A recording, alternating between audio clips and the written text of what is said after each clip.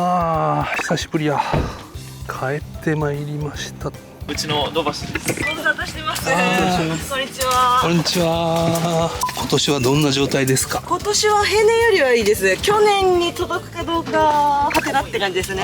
そうですか。1週間前の段階だと去年よりはやっぱりちょっと数値的には落ちますけど、でもこの晴れでどこまで追い上げるか。でもまあ悪くないですよ。台風があった後にしては。糖度どれぐらいで今出てるんですか？ちょっとまだこの最終段階は分かんないですけど、16に迫ってるので、もう今日で平均でね16いくと思うので、そこがどこまで登っていけるかっていうところですね。あとは研修生とかもここの畑最初に収穫して他の畑行くと他の畑が嫌になるっていう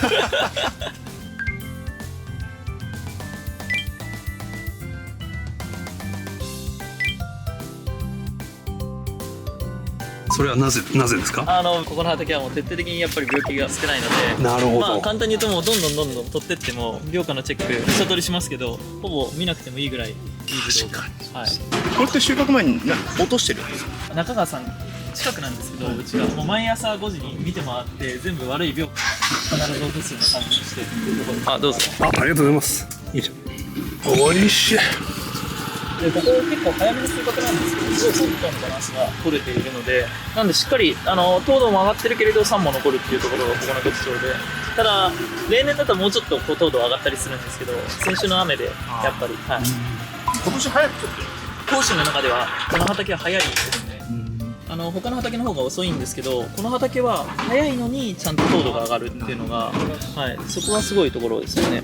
早いのでちゃんと酸も残っていながら糖度も上がってくれて、なので、まあ、今が本当に適熟な収穫度になれるっていうことですね。サントリーさんなんかだとわざとそれに合わせるようにこうちょっと遅くして副賞とかやったりしてますけど、この畑そこがすごいいいところですね。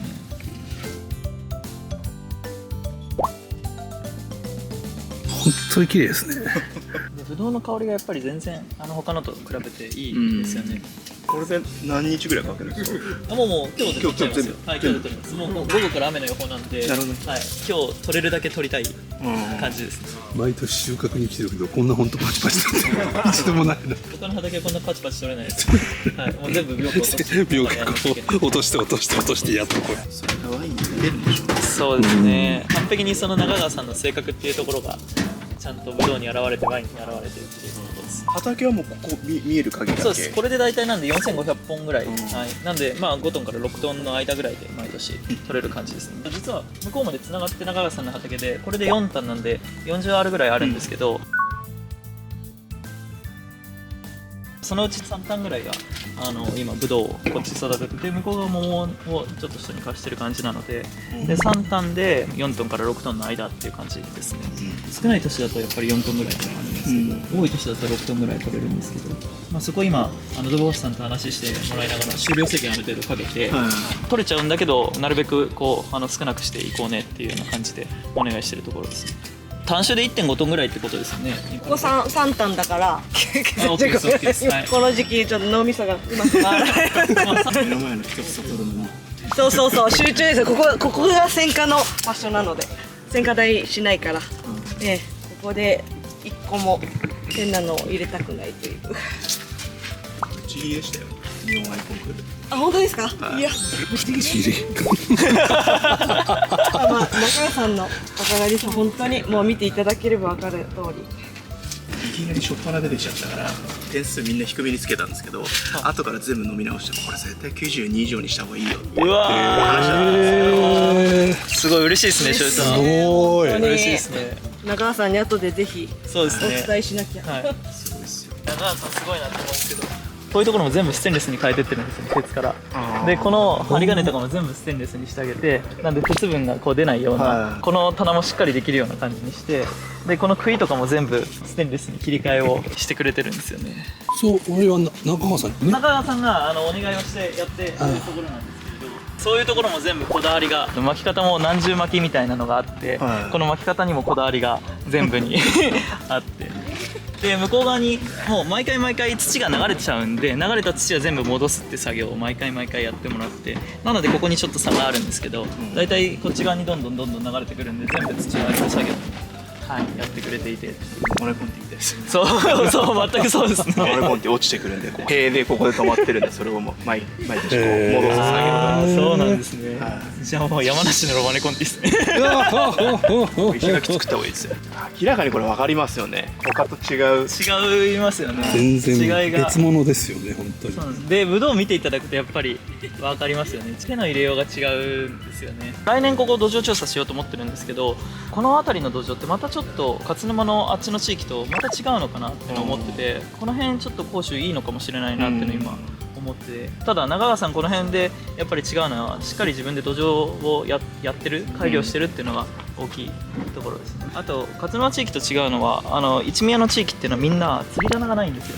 あんまり釣らないんですよね。こうなんで柱の数が多いんですよね。ただ中川さんある程度やっぱりちゃんと強度を持たせるために上でも釣りながらやりながらっていうのを両方やってて、なんで台風が来てもかなり頑丈な畑なんで、災害のリスクもすごい少ない畑。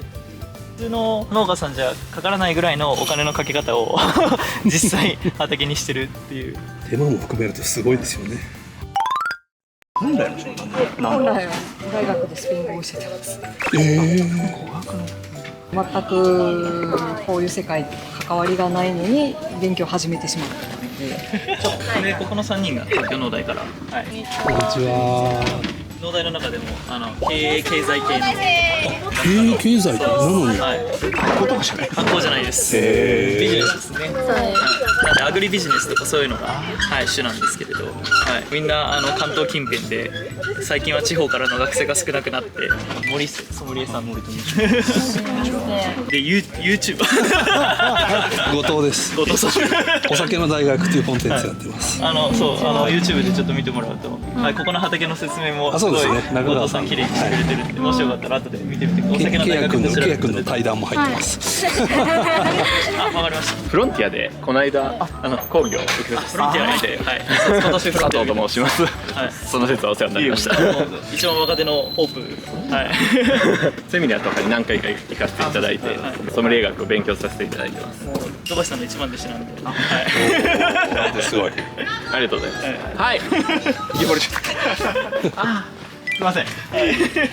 薄い箱が最近出てきて、こう横長の薄い箱に結構変わってはきてるんですけど、甲州とかベリエとかうちで使ってるやつ結構しっかりしてるんで、これぐらい積んでもいいかなっていう感じです。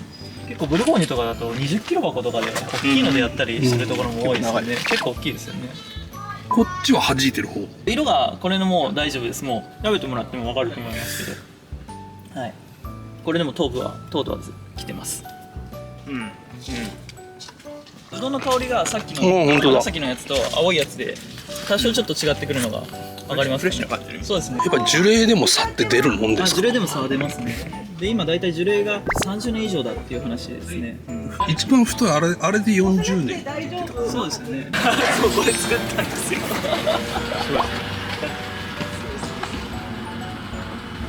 これ結構みんな取りに来る人いるらしくて、中川さんいつも声かけられるって言ってましたね。ご無沙汰しております。すいません。先日はどうもありがとうございました。3月とあと6月ぐらいにもちょっと見に来させてもらったんですよ。そうですか、はい。立派なぶどうがなりまして見事です。いや去年もすごいいい状態だって伺ってたんですけど、今年はどうですか？いいですね。ほとんど変わらないですね、毎年ね。台風とかありましたよね。ちょっと心配しましたけど、大丈夫でした？大丈夫だったですよ。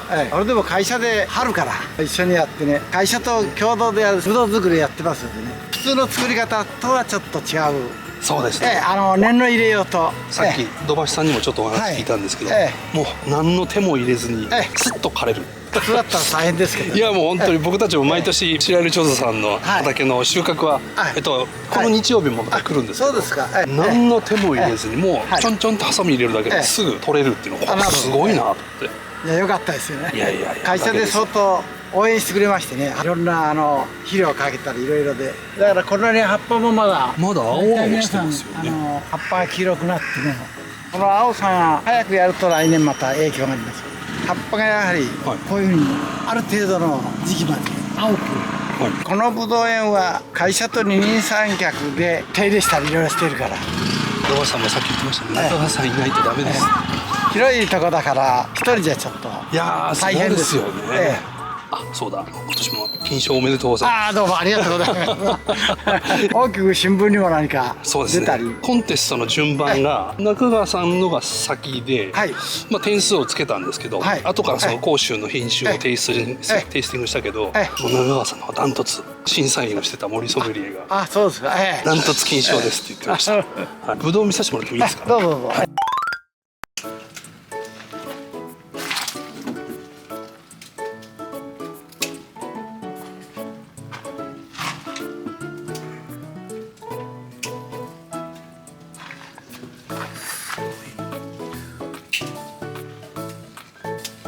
未熟化的なのは先にもう全部取ってあるんですか。あ、そうそうそう。もう皆さんが来て一緒に肩房とこうやってお尻をこう切って、そうするとこういうふうなブドウに仕上がるんですね。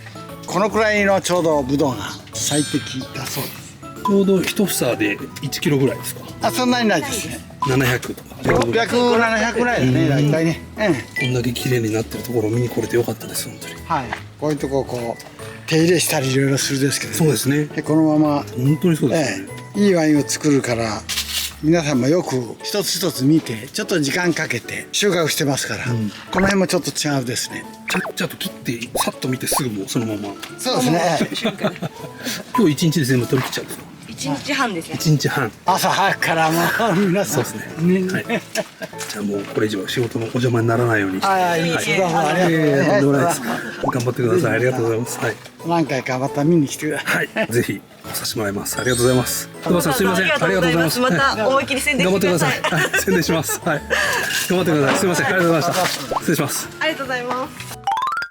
甲州部門の中ではいはいはい金銀銅それ以外みたいな感じがあるんですけど、この金の中でも一番価格帯が2000円以下だったらコストパフォーマンス賞とか大体甲州2000円以上のものが多いんで、金の中で一番いい点数のものを部門最高賞っていうのがトップのトップですよね。それを取ったんですよ。ワイン王国っていう雑誌で、私審査員もしてましたんで、ソムリエ2人とあとはジャーナリストの方でその金賞を全部集めて、甲州だけじゃなくてメルロとかいろんな会社の金賞だけを集めて、当然部門最高賞も全部入ってるんですけど、改めてテイスティングしてっていうので、コロナの時に対面ができないので、我々日本ソムリエ協会ってセミナーを年間200回ぐらいやるんですけど、それで Zoom でやるにあたって、日本のワインを応援しようっていうので、それで土橋さんに出ていただいたりとか、その時に小分けにして送ったりとかするワインで中川さんのワイン使ったりとかさせていただいて、今回ご縁があるのがその中川さんのワインが海外で賞を取った時のデカンター2019でしたっけね。デカンターの審査員をやってて。そうなんですか。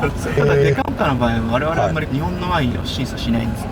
ああ、そうなんですか。結局日本人が日本のものを審査しちゃうと、そうですよね。心情的なものが入っちゃったり、そうですよね。詳しい分かっちゃったので、これどこだなっていうのが基本的にやらないんですね。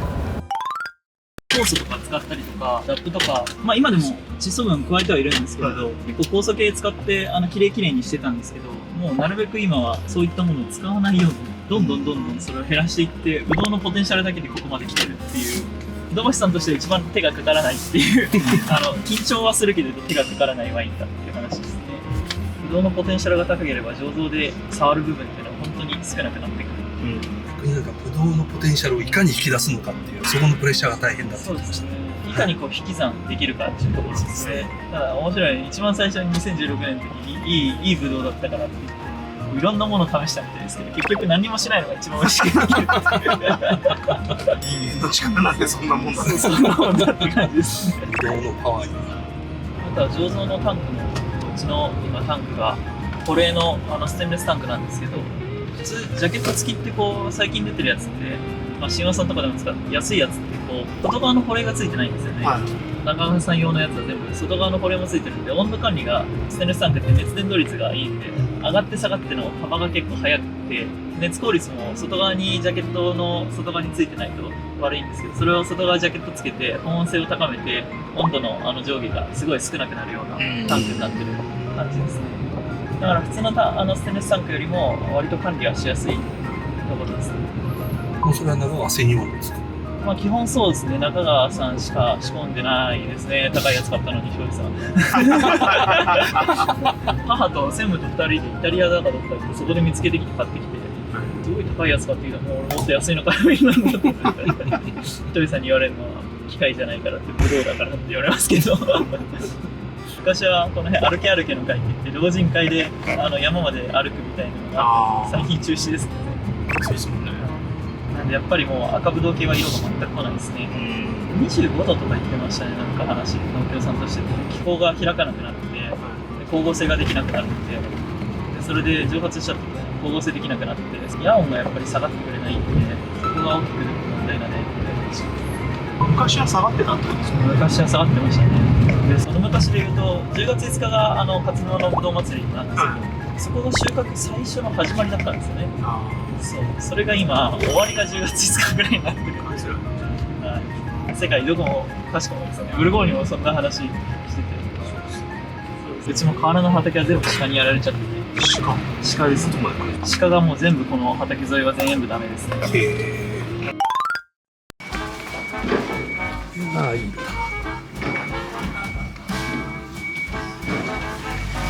フランスのキャップシール屋さんのオーナーです。シール屋さんのオーナー。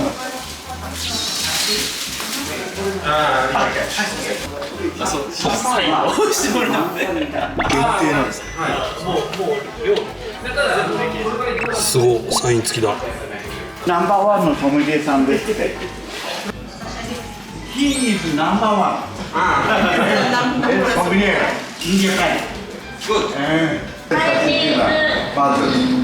りがとう。すいません。ありがとうございました。お酒の大学チャンネル510、動画のご視聴ありがとうございました。面白いなと思ったらいいね、そしてチャンネル登録をお願いします。リクエストがあればいろんなことにも答えていきますので、ぜひコメントを寄せてくださいね。ではまた。